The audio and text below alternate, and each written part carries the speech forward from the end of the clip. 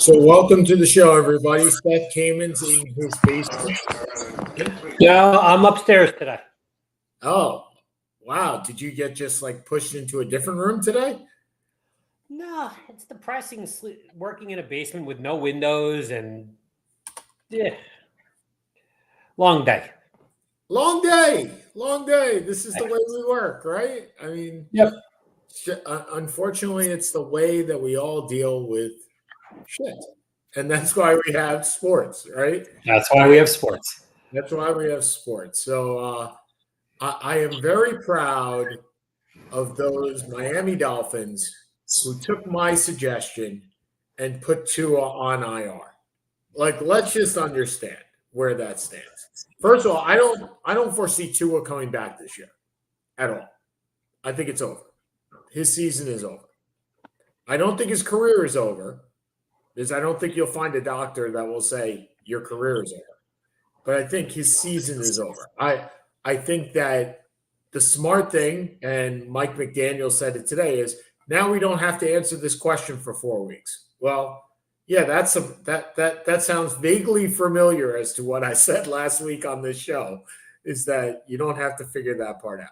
So congratulations. Now, where do they go with Skylar Thompson or somebody else?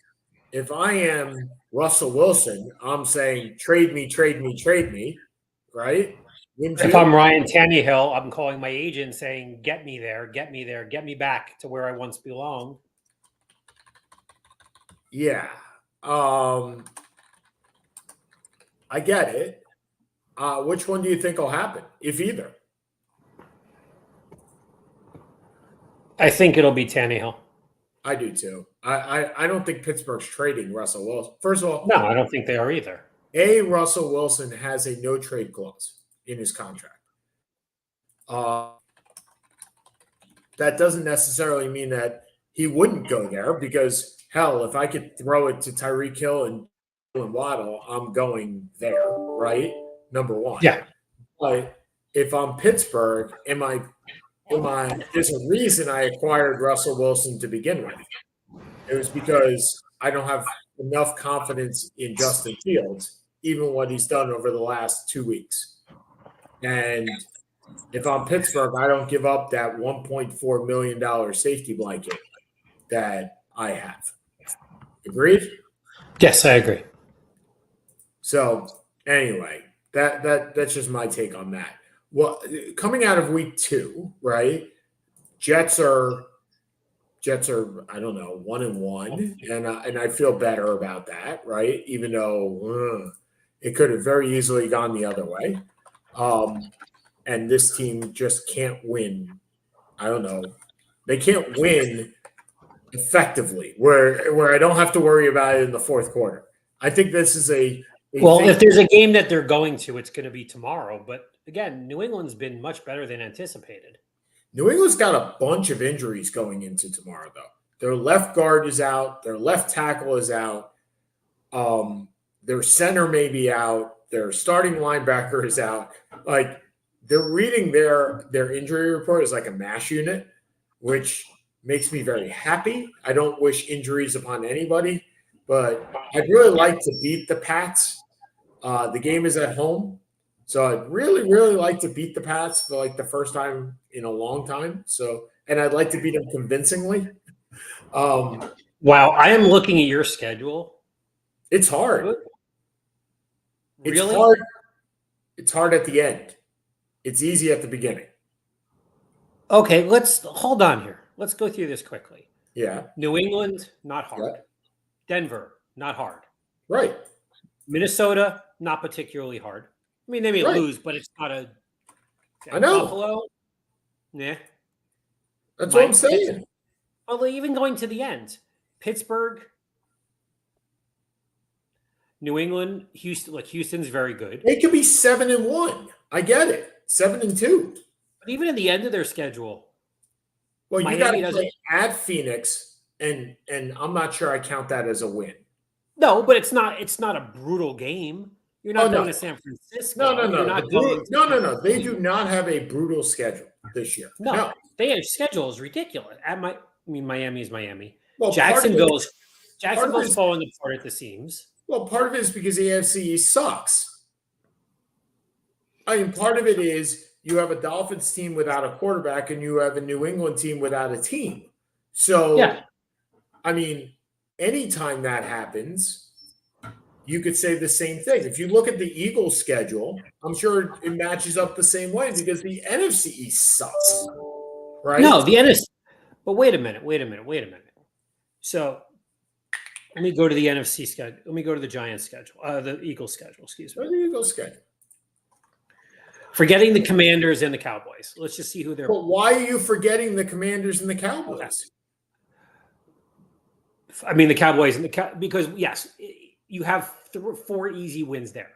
At right, which is the same thing that you have for the Giants. Well, same thing you have for the Jets. So the Eagles play the right, Panthers. But I'm saying their off schedule is more difficult. Okay, so the no, not really. Eagles, no, not really. At New Orleans, at the Rams, at Tampa, at the Bengals, and at the Bucs. I mean, it's not a brutally hard schedule. No. The NFC East and the AFC East do not have hard schedules. Well, wait a minute. The Giants. Yeah, the Giants. So the Giants are a hard schedule because it's the Giants. Yeah, because they stink, so every team is hard. Right. They are a hard schedule because it's the Giants. I will ask you. Look, I think I'm going to ask you this every single week, and I really think it's not yet.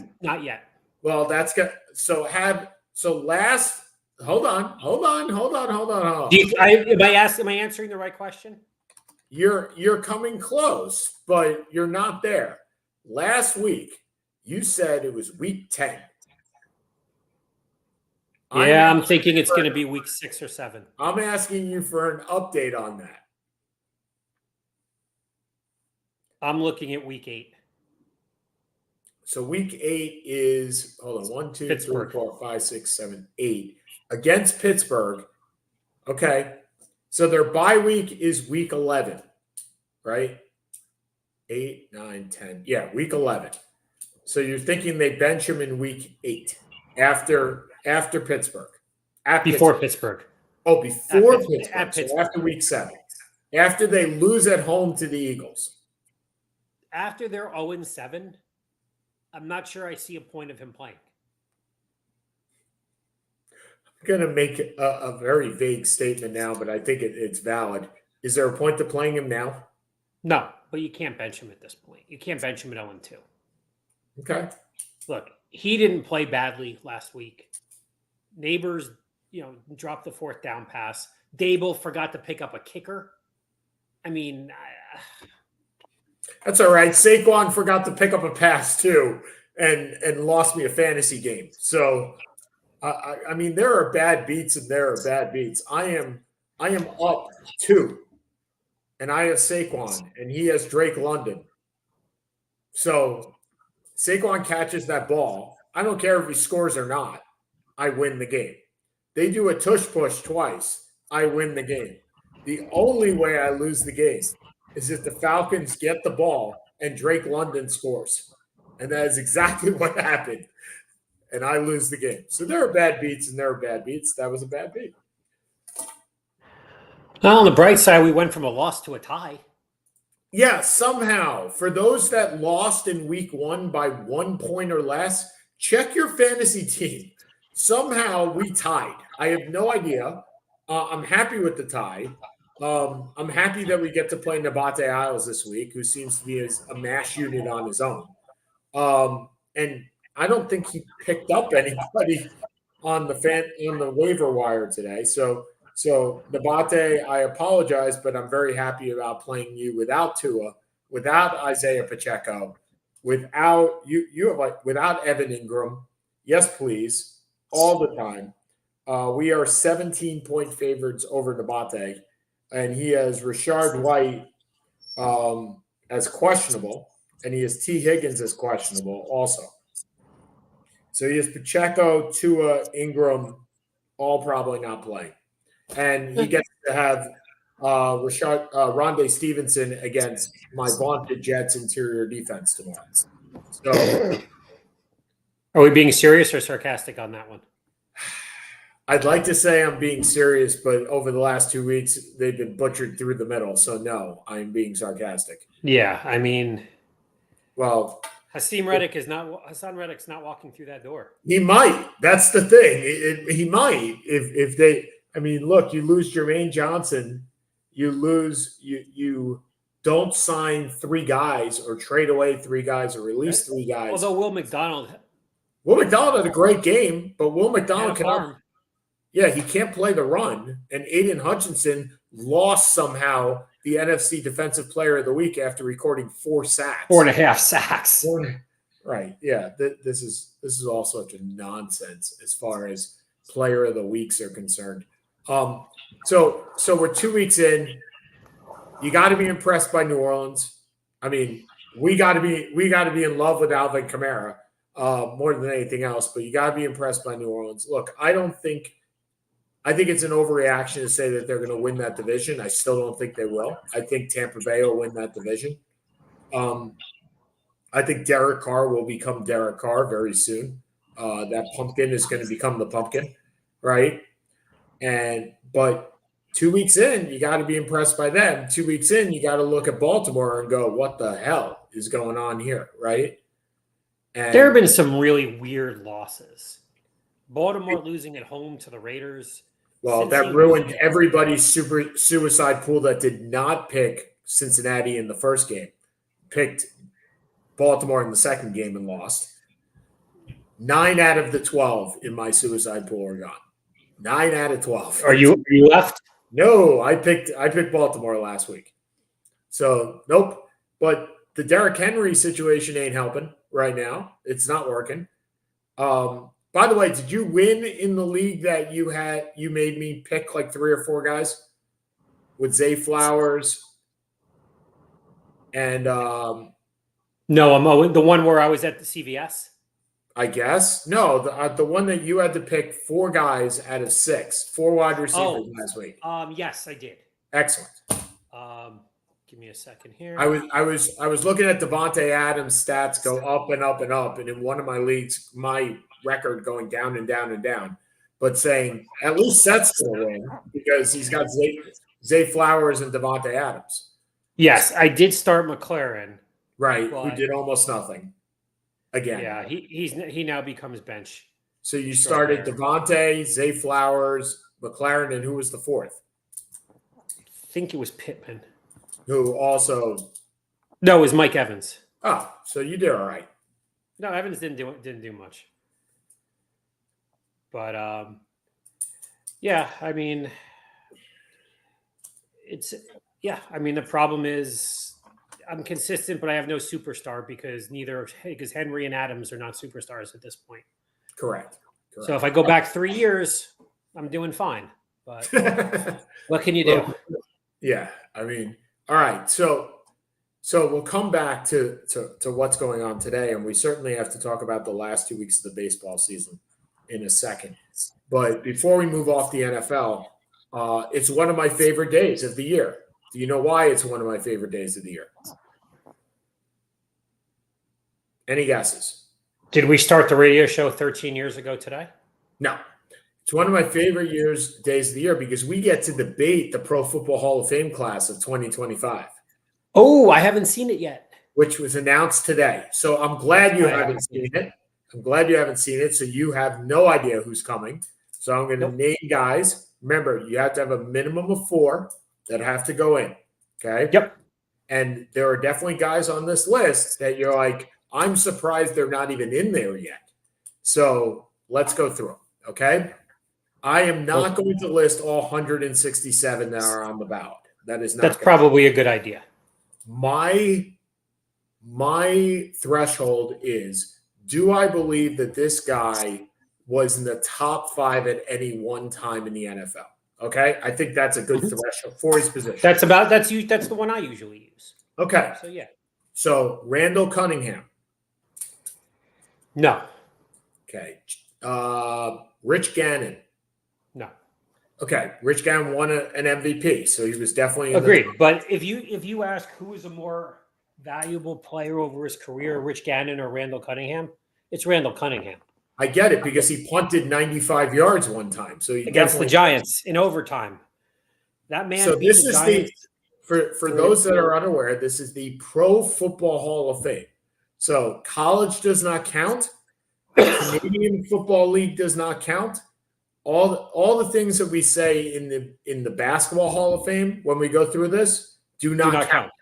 So Doug Flutie is on this list. And if this was the World Football Hall of Fame, he'd be in college plus Canadian. He's in. Absolutely is it. Okay. And Warren Moon would have gotten in a whole lot earlier. Okay. Donovan McNabb.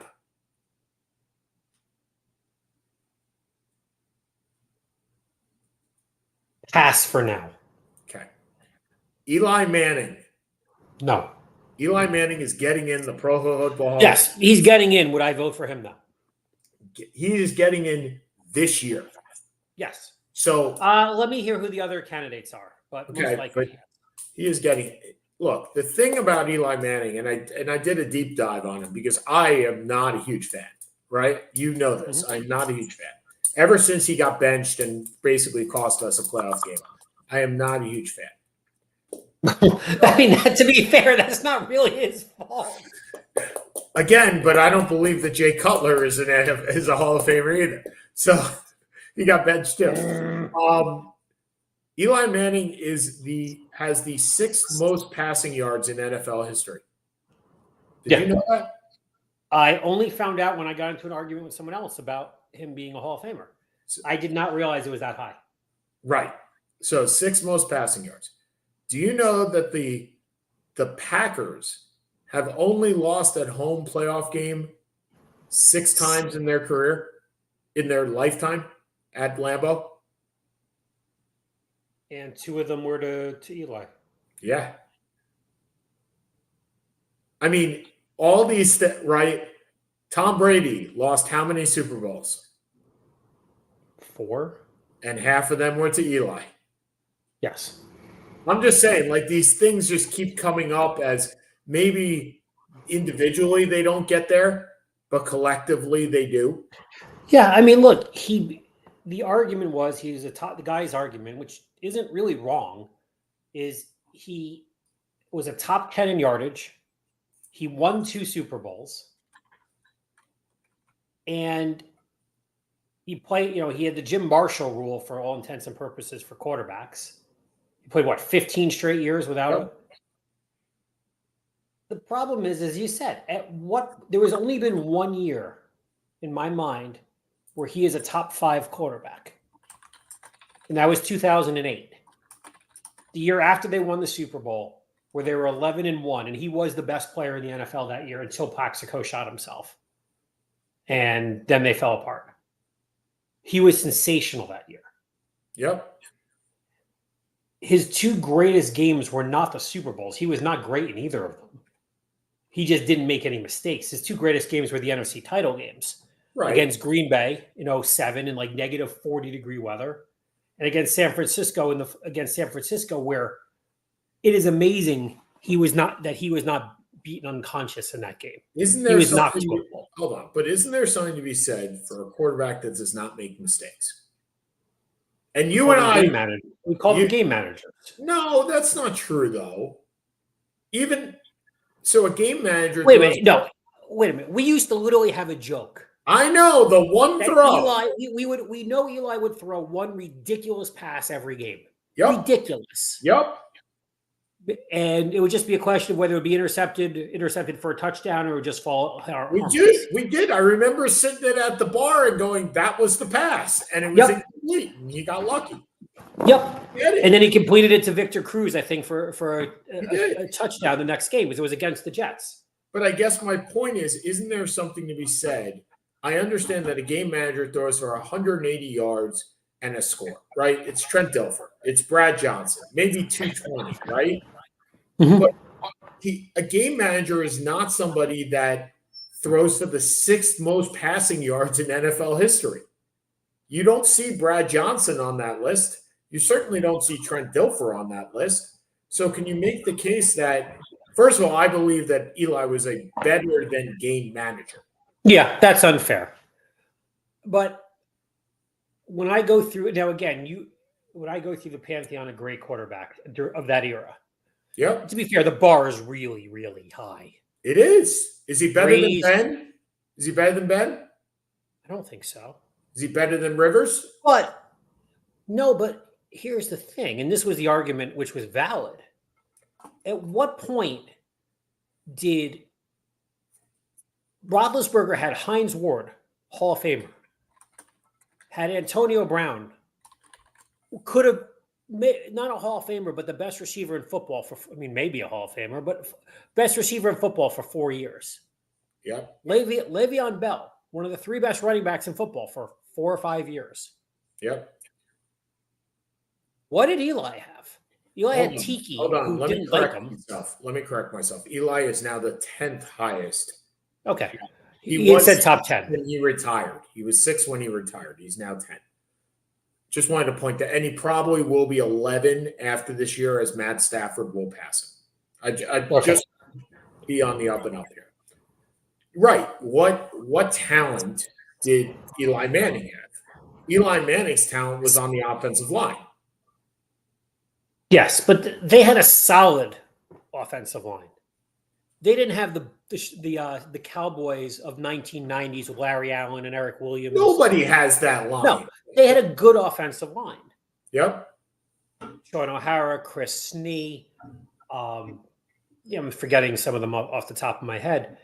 But there weren't that Dave Deal, but there weren't that many All-Pros on that team from an offensive. He didn't have an enormous amount of help. The last 5 years, he had no help at all. Right. But you go through that era.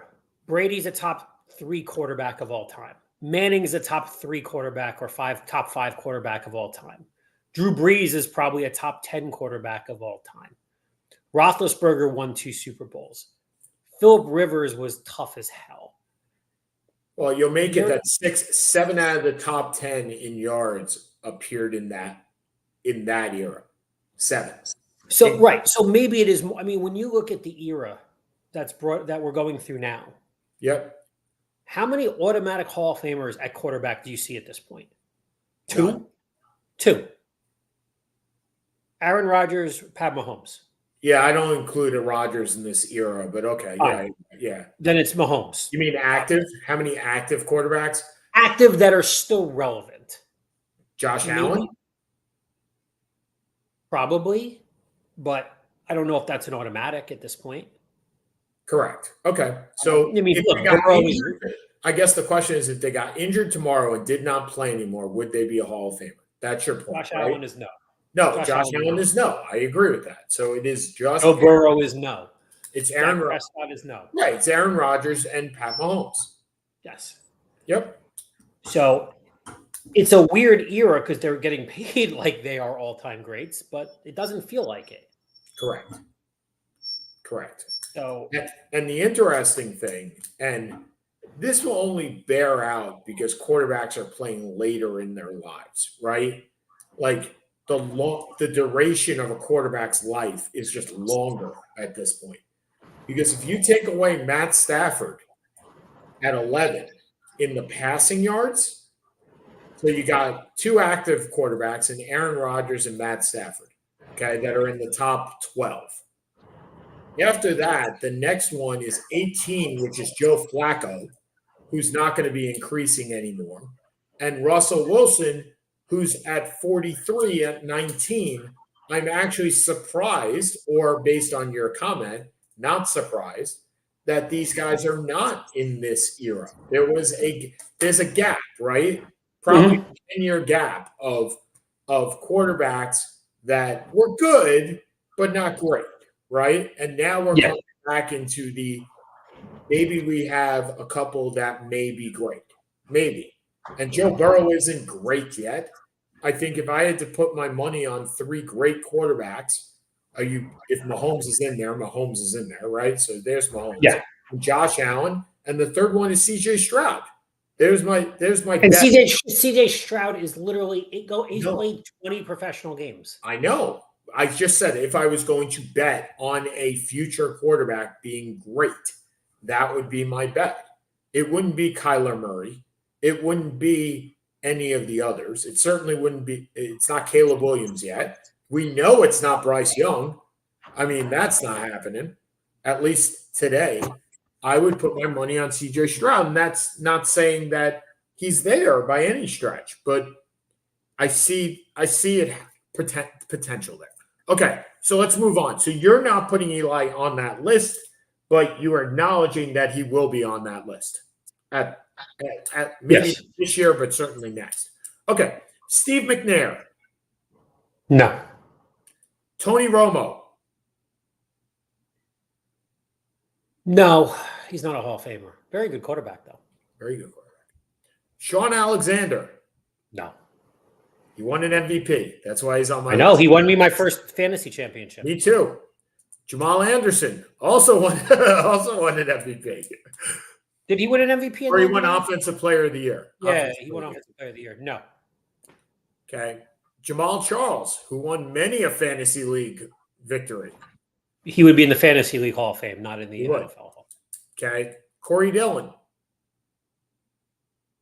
who was a coach. He was tough. No. Okay. He's not a Hall. Eddie George. No. Are you arguing with any of these? No. Another guy that won a fantasy football Hall of Fame, but probably not in the NFL, is Priest Holmes. Yeah, no chance. Let's keep going. Another guy that probably won Fantasy Football Hall of Fame, but not in the Pro Football Hall of Fame, Jamal Lewis. No. The two best you've mentioned so far are Eddie George and Corey Dillon, and I don't think either of them are there. How about Marshawn Lynch? That's tough. Why is Marshawn Lynch and Corey Dillon any different? Because at some point you have team success. And Corey Dillon was also known for running out of bounds. Corey Dillon also won a Super Bowl. Did he win one? With the Pats? Sure. I didn't know if he won one or he was okay. But he wasn't a key component, I don't think. Dillon and Lynch, I think Lynch, first of all, Lynch had possibly the greatest run in the history of the NFL. Agreed, but that's one run, and that doesn't. Lynch was also, and Lynch. Let's go back to our top 5 running backs. Was Corey Dillon ever a top 5 running back in the league? Maybe. Was Marshawn Lynch a top 5 running back in the league for a couple of years? Yes. So Corey Dillon ran for 11,000 yards. He was 4 Pro Bowls. I'm not saying it's. I'm waiting for the comparison tool to come up because I love the comparison tool. Hold on one second. Marshawn Lynch to Corey Dillon. Compare. Damn it. Okay, so we'll keep going. Let's also be fair. Pro football is not For the crux of Corey Dillon's career, he did not have the offensive line that Marshawn Lynch had in Seattle with Hutchinson and Walter Jones. No, it's not. I mean, Corey Dillon was an underrated player for the majority of his career for that reason. Yeah.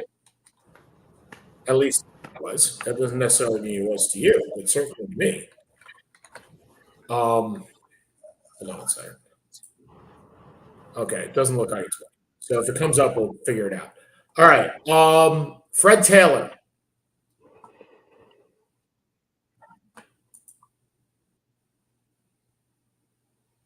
Oof. Yeah. Go with oof. Because Fred Taylor. So if Corey Dillon he is very similar to Corey Dillon, by the way. 11,695 for Fred Taylor and 11,241 for Corey Dillon. Fred Taylor never won a Super Bowl, right? Nope. Never went to a Super Bowl. Never went to a Super Bowl.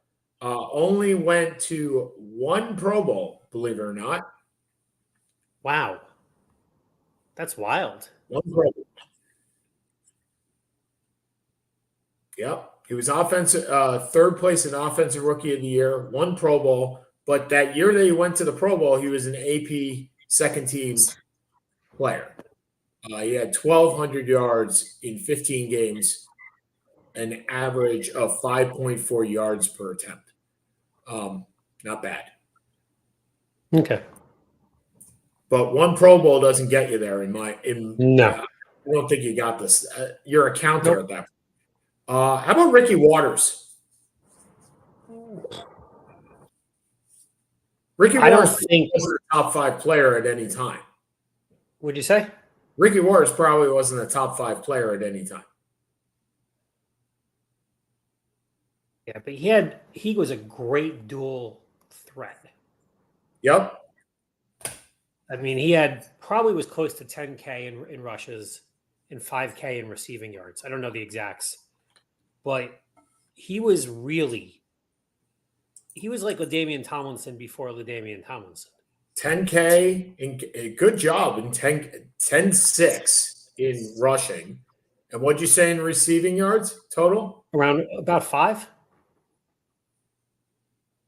Hold on. Where's the yards? I'm missing the yards here. Defense passing. Why is it not good? Oh, there's rushing, receiving yards. 44,000. So he 10-4. Okay. Not bad. Good job. Thank you. But the question is, if you're looking at Ricky Waters,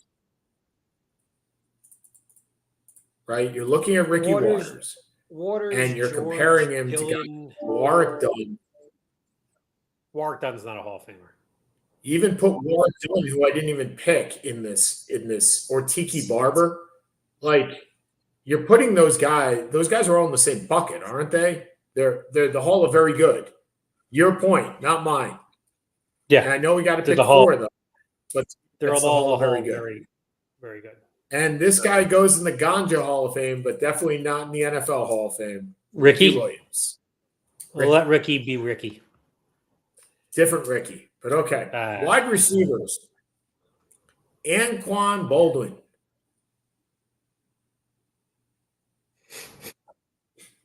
Oh, the problem with the receivers is they're all the same.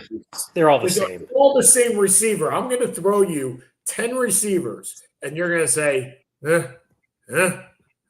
every single one of them. So I'm going to put them all in the bucket here. Antoine Bolden, Torrey Holt, Joe Horn, Herman Moore, Jordy Nelson, Jimmy Smith, Steve Smith, Demaryius Thomas. Hines Ward is not in the Hall of Fame, by the way. So I thought he was. Hines Ward, Reggie Wayne, Wes Welker, and Roddy White. And they are all the same damn wide receiver. If I take 3. Okay, give me 3. Torrey Holt. Okay. Who was never the number 1 on that team. I think he was. I thought he was the number 1 over Isaac Bruce. I thought he was better than Isaac Bruce. By the way, Isaac Bruce is in the Hall of Fame. I know he is. Okay. Which is the Harold Baines of my football Hall of Fame, by the way. Go ahead. Not quite at that level, but yeah. Steve Smith. Okay. Because Steve Smith was the 5'9". The toughest badass on the block. He was. And he told you all about it. Yeah. But to be fair, Steve Smith, hold on. Steve Smith, the difference between Steve Smith and most of these other guys is he was the only guy on the field. Yeah. They had 1 year, they had Mushan Muhammad was really, really good. And he's on this list too, but I did not put him on there. But he's not. Antoine Bolden had Larry Fitzgerald, right? Joe Horn had everybody and anybody. Herman Moore had Brett Perryman. Right. And who was the other guy? Brian Blades. I think it was Brian Blades. No, the 3 amigos were Johnny Morton. Good call. My bad. Thank you. Johnny Morton. Muhammad had Steve Smith for 1 year. Jordy Nelson had Donald Driver, right? And Robert Brooks. Andre Rison had TLC. Jimmy Smith had maybe Jimmy Smith. Wow. What? That you finally got the TLC comment? Come on. Don't be chasing waterfalls. Well,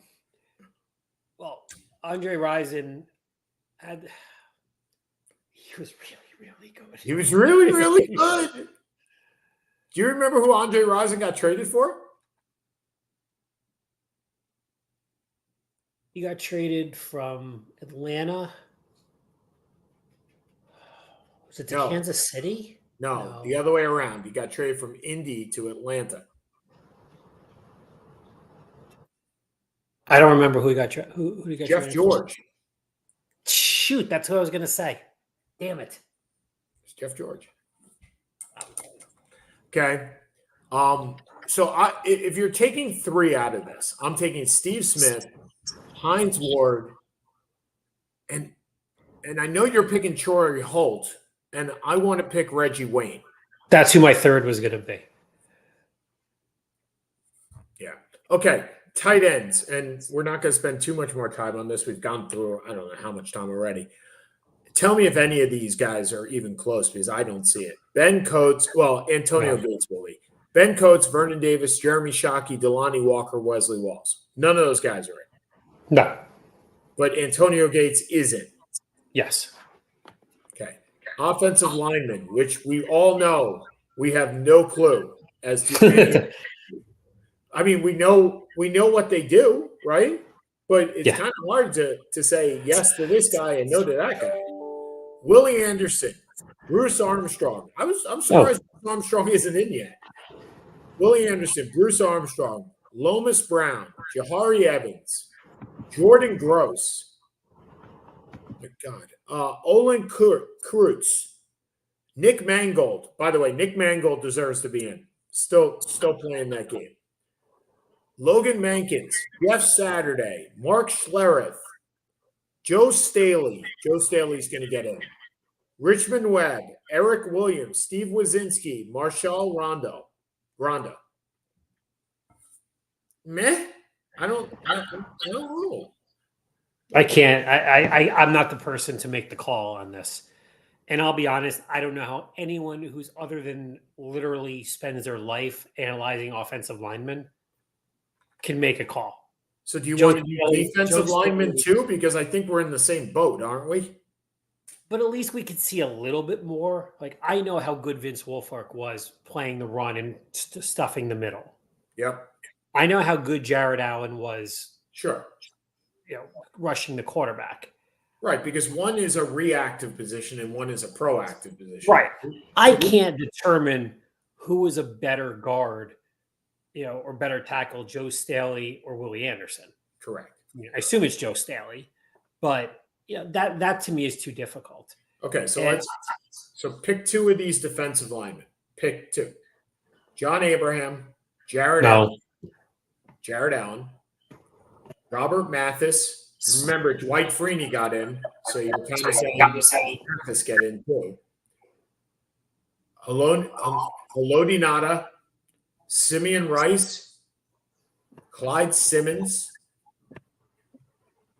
Justin Tuck, Ted Washington, Vince Wilfork, Kevin Williams, or Pat Williams.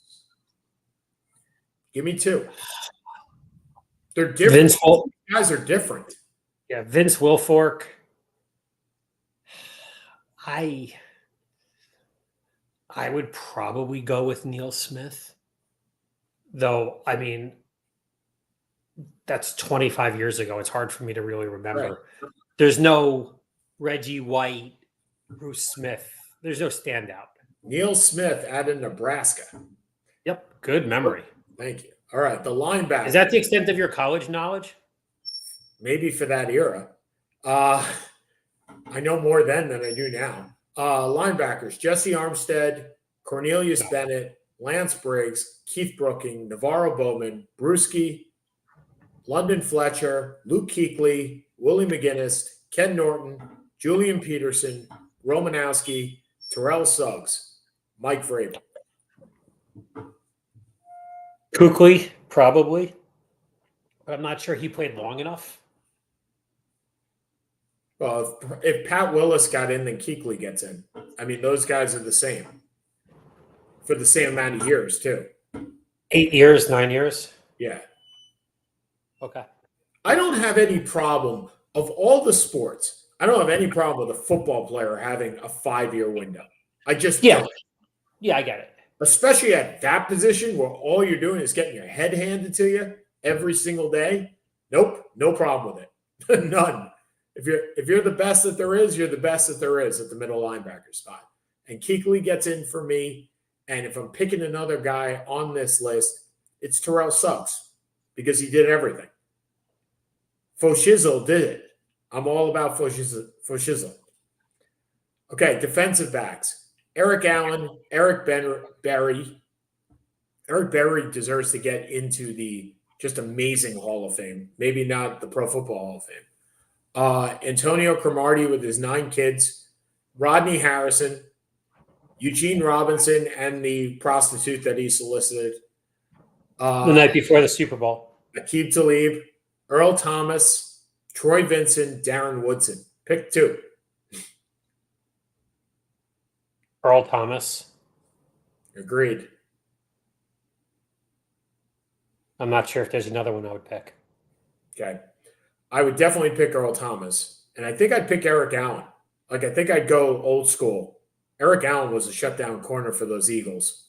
I might pick him. All right. I'm not going through the punters. That's not happening. And I'm not going through the kickers. There are some senior and players and coaches. Well, you do have to go through the kickers.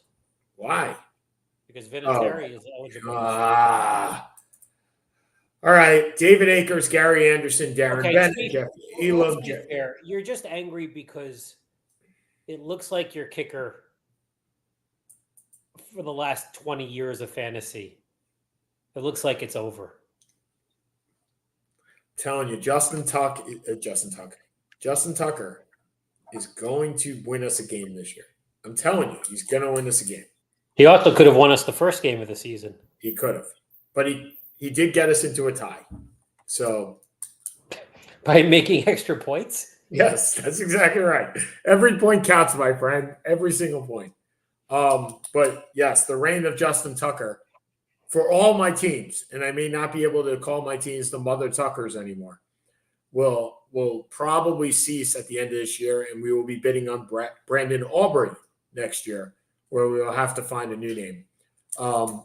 Yeah, by the way, somebody dropped Kai Faber today after he put up 15 points because they picked up Chris Boswell. I'm like, Boswell is like 40 years old. You don't drop Faber for Boswell, but especially when Faber is the kicker for the Texans, who are going to light it up. Just my take. All right. That's weird. We almost should drop. I know you won't drop Tucker, but so let's move on to NBA for a quick second. Did you see Woj retired? I did. That's what I was going to be my last 5 minutes. Well, let's talk about that now. I mean, the impact that he has had. I mean, I don't know who takes that over. Good luck to Shams, I guess. I mean, so for those of you who don't know, because we're not usually breaking news, but this came out today that Adrian Wojciechowski, who has been the preeminent NBA beat guy for 20 years. God knows how long. 20 years. Retired today with $20 million left on his contract to become the general manager of St. Bonaventure.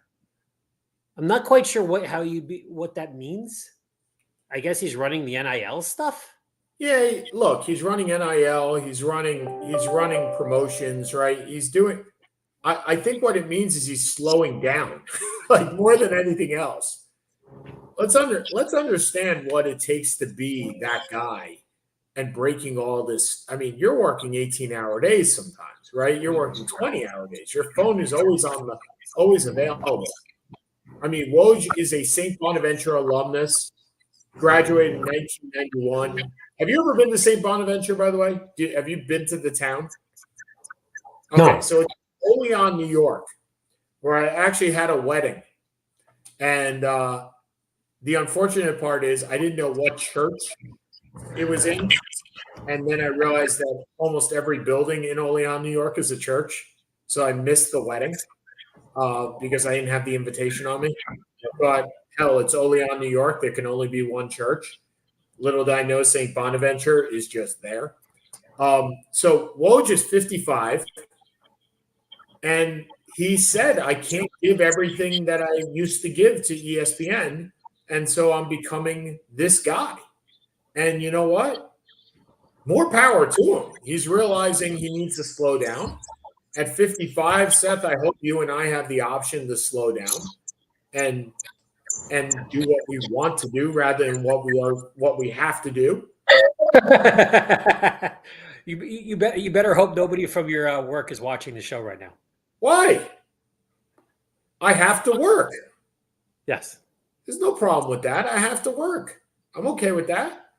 But at the end of the day, again, more power to him realizing that he needs this in his life rather than 24/7 always on call in his life. That's okay. I have no problem with it. First of all, it's not my business whether I do or don't.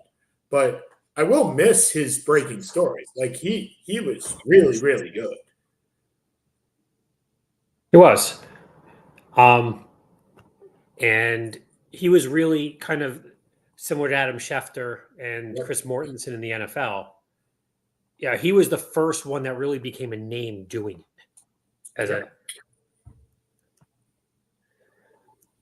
I mean, so next year we see Schefter retire and go back to Michigan, right? I mean, all these guys are just going to go back to their own schools.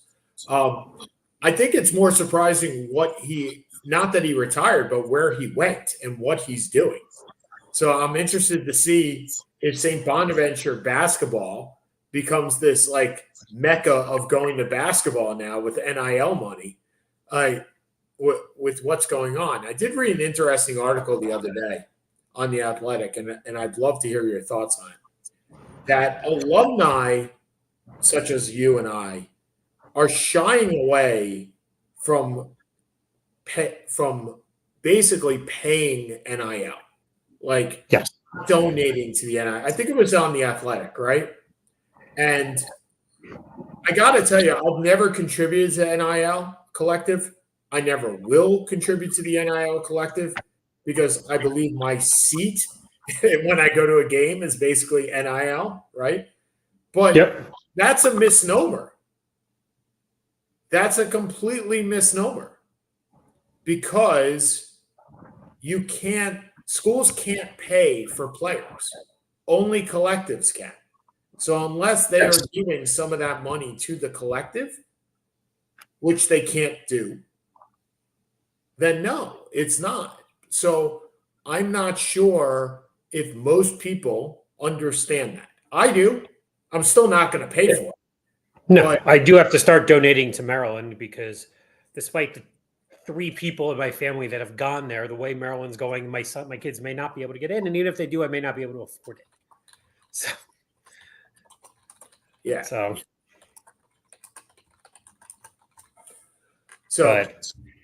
yeah. I totally get it.